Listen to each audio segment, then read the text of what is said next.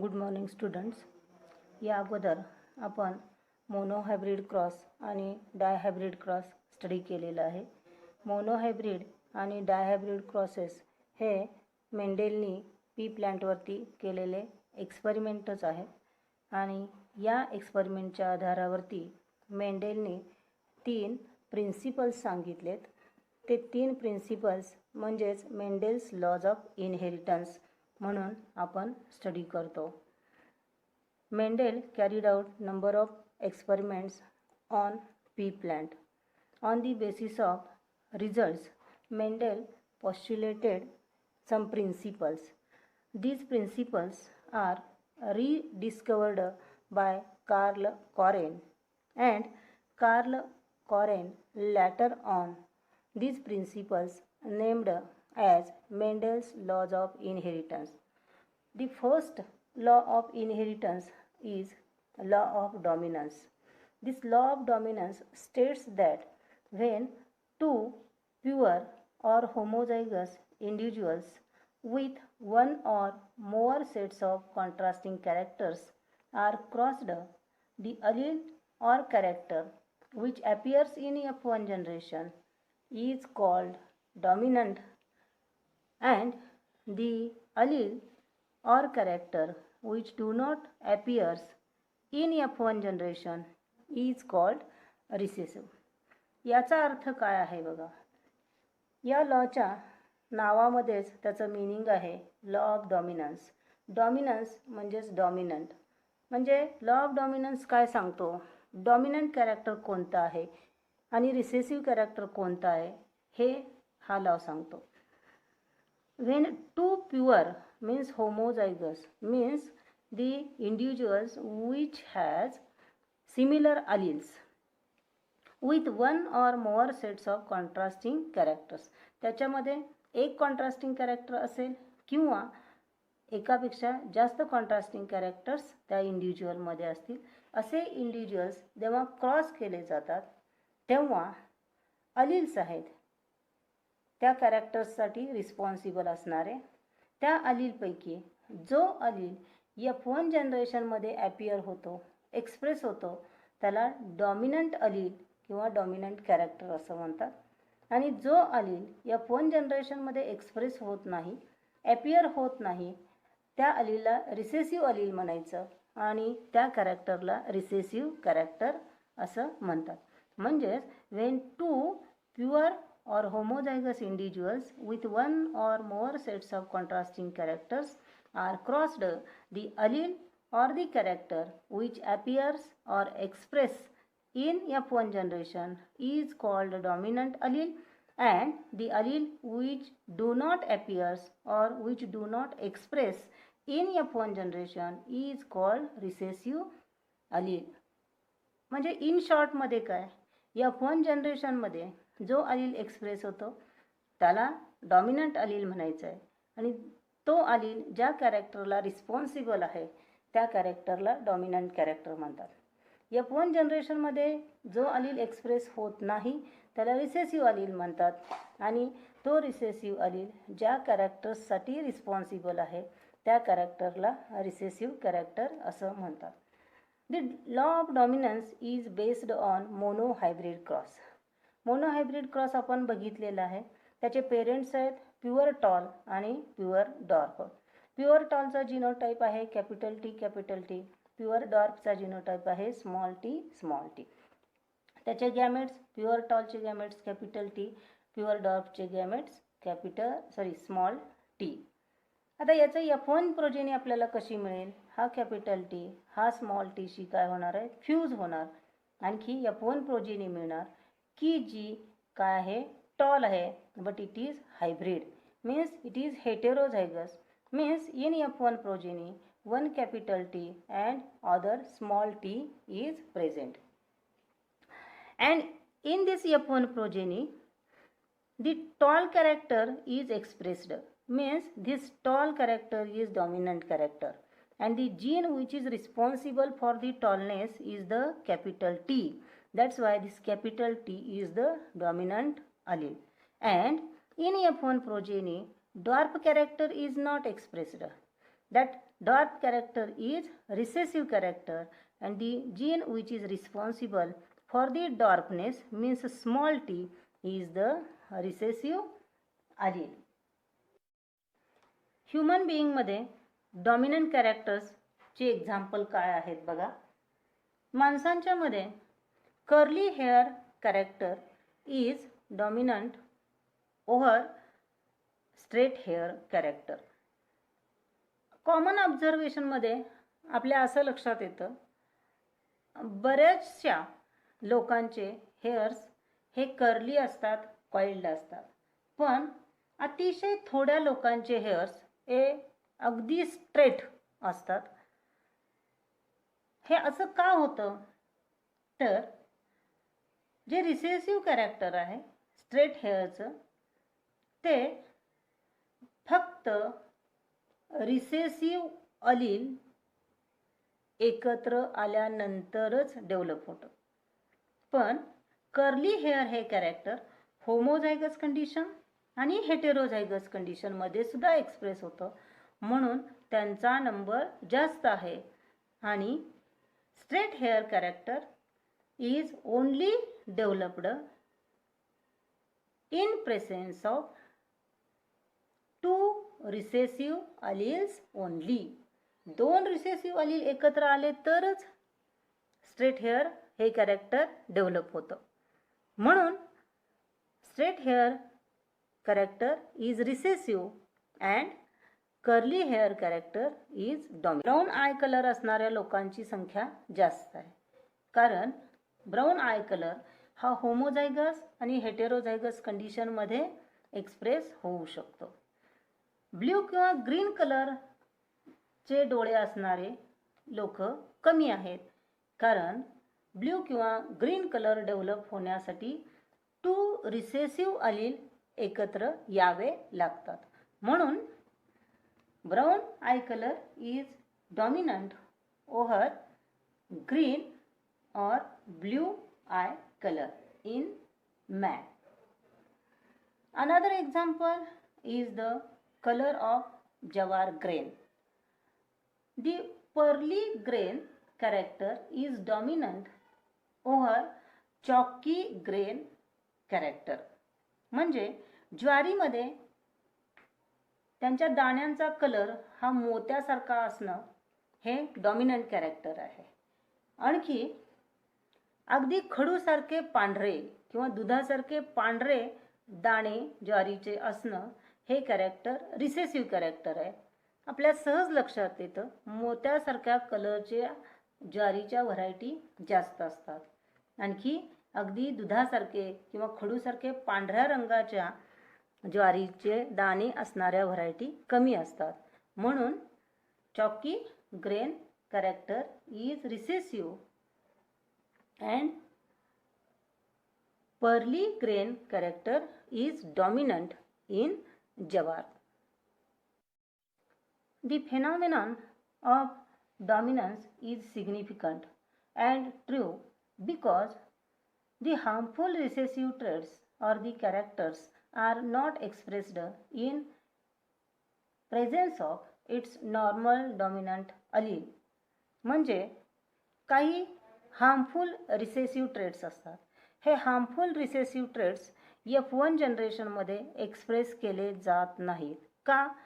तर त्या ट्रेटचा असणारा डॉमिनंट अलील हा F1 प्रोजेनीमध्ये असतो, म्हणजेच हायब्रिडमध्ये असतो. That's why these harmful recessive traits are not expressed in hybrids. So it is useful or the significant. But the law of dominance is not universally applicable because in many cases dominance is not complete or absent. Means in many cases dominant is absent or incomplete. Due to this the deviations in Mendelian ratios occurs. Means due to the incomplete dominance or absence of dominance, the different characters appears in the hybrids. That's why this law of dominance is not universally applicable. Incomplete डॉमिनन्समुळं काही characters, नवीन characters express केले जातात, वेगळेच character develop केले जातात आणि म्हणून हा law of dominance universally applicable नाही. And green or blue colored eye character is recessive character in man. Next, the second law of inheritance is the law of segregation or law of purity of gametes. The law of segregation states that when hybrid forms gametes, the alleles segregates or separates from each other and enters in different gametes. या सुद्धा लॉचं त्याच्या नावामध्येच meaning आहे. Segregation म्हणजे separation. याच्यामध्ये काय separate होतं हे सांगितलेलं आहे.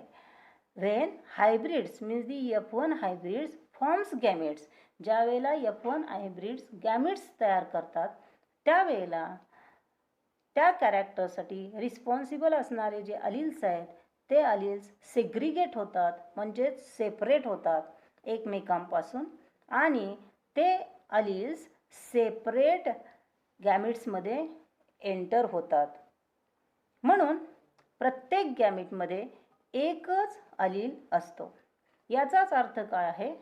The alleles segregates or separates during the formation of gametes and they enters into the different gametes. Means gametes are pure.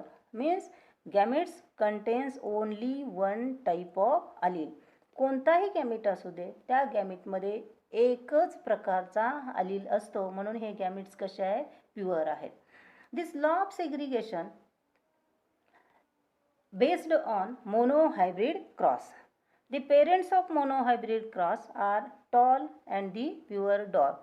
This is the genotype of pure tall, means the capital T, and genotype of pure dwarf is the small t. Gametes for pure tall capital T, pure dwarf चे gamete आहेत small t. F1 generation मध्ये capital T fuses with the small t and forms the hybrid tall which contains one capital T allele and the another small t allele.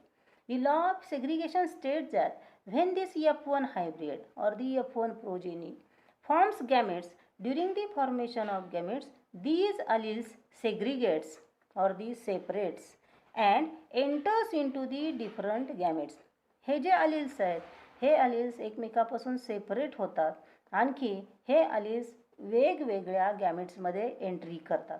म्हणजे this gamete contains only T allele and this gamete contains only small t allele. Here capital T and here small t. Means this gamete which contains capital T allele is only responsible for the expression of tallness, while that of this gamete which has small t allele is only responsible for the expression of the dwarfness. Means gametes are pure. हे gametes pure आहेत, म्हणजे या गॅमेटमध्ये त्याच्या जोडीला दुसरा कोणताही अलील नाही, एकच अलील आहे आणि हा एक अलील एक विशिष्ट प्रकारचं कॅरेक्टर म्हणजेच ट्रेट एक्सप्रेस करण्यासाठी रिस्पॉन्सिबल आहे. जगाच्या पाठीवर आपण कुठेही गेलो आणि कुठल्याही ऑर्गॅनिझमचे गॅमेट्स स्टडी केले तर ते गॅमेट्स कसे असतात? प्युअरच असतात. म्हणजे प्रत्येक गॅमेटमध्ये एकच अलील असतो. That's why this law of segregation is also called as law of purity of gametes. And this law of purity of gametes is universally applicable. Next, the second law of inheritance is the law of segregation or law of purity of gametes. The law of segregation states that when hybrid forms gametes, the alleles segregates or separates from each other and enters in different gametes. या सुद्धा लॉचं त्याच्या नावामध्येच meaning आहे. Segregation म्हणजे separation. याच्यामध्ये काय separate होतं हे सांगितलेलं आहे.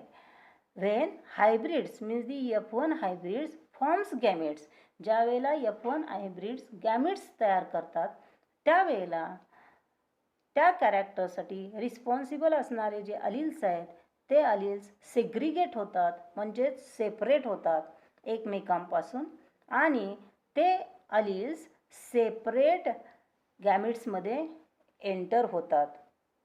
म्हणून प्रत्येक गॅमेटमध्ये एकच अलील असतो. याचाच अर्थ काय आहे? दी alleles segregates or separates during the formation of gametes and they enters into the different gametes. Means gametes are pure. Means gametes contains only one type of allele. कोणताही गॅमेट असू दे त्या गॅमेटमध्ये एकच प्रकारचा अलील असतो, म्हणून हे गॅमेट्स कसे आहेत? प्युअर आहेत. This law of segregation based on monohybrid cross. The parents of monohybrid cross are tall and the pure dwarf. This is the genotype of pure tall, means the capital T, and genotype of pure dwarf is the small t. Gametes for pure tall capital T, pure dwarf चे gamete आहे small t. F1 generation मध्ये capital T fuses with the small t and forms the hybrid tall, which contains one capital T allele and the another small t allele. The law of segregation states that when this F1 hybrid or the F1 progeny forms gametes, during the formation of gametes, these alleles segregates or the separates and enters into the different gametes. हे जे alleles आहेत हे alleles एकमेकापासून separate होतात, आणखी हे alleles वेगवेगळ्या गॅमेट्समध्ये entry करतात. म्हणजे this gamete contains only T allele and this gamete contains only small T allele. Here capital T and here small T. Means this gamete which contains capital T allele is only responsible for the expression of tallness, while that of this gamete which has small t allele is only responsible for the expression of the dwarfness. Means gametes are pure. हे gametes pure आहेत, म्हणजे या गॅमेटमध्ये त्याच्या जोडीला दुसरा कोणताही अलील नाही, एकच अलील आहे, आणि हा एक अलील एक विशिष्ट प्रकारचं कॅरेक्टर म्हणजेच ट्रेट एक्सप्रेस करण्यासाठी रिस्पॉन्सिबल आहे. जगाच्या पाठीवर आपण कुठेही गेलो आणि कुठल्याही ऑर्गॅनिझमचे गॅमेट्स स्टडी केले तर ते गॅमेट्स कसे असतात? प्युअरच असतात. म्हणजे प्रत्येक गॅमेटमध्ये एकच अलील असतो. That's why this law of segregation is also called as law of purity of gametes. And this law of purity of gametes is universally applicable.